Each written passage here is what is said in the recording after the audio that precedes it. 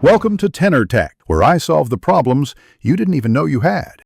You start by confirming the exact account name and provider because recovery paths differ. Once done, assemble recovery options, phone numbers, alternate email, recent passwords, and the account creation date. These increase success odds. Make sure you have a photo ID nearby if the provider may request it. Now open the provider's account recovery page and begin the guided recovery flow. Follow prompts and enter details precisely to avoid rate limits or lockouts. Continue by choosing the strongest verification method available. Phone codes are fastest, so request that first and enter the code immediately. If phone isn't available, use recovery email or answer security questions.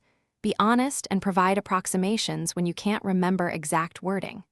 When asked to upload ID or complete an ownership form, include clear photos and consistent names and dates.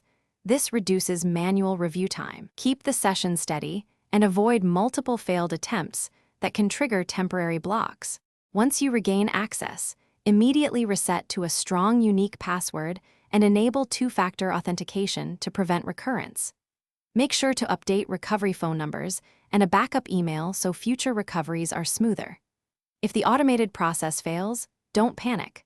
Wait 24 to 72 hours to avoid lockout thresholds, then retry carefully or escalate to provider support through verified channels. One key troubleshooting tip: clear cookies.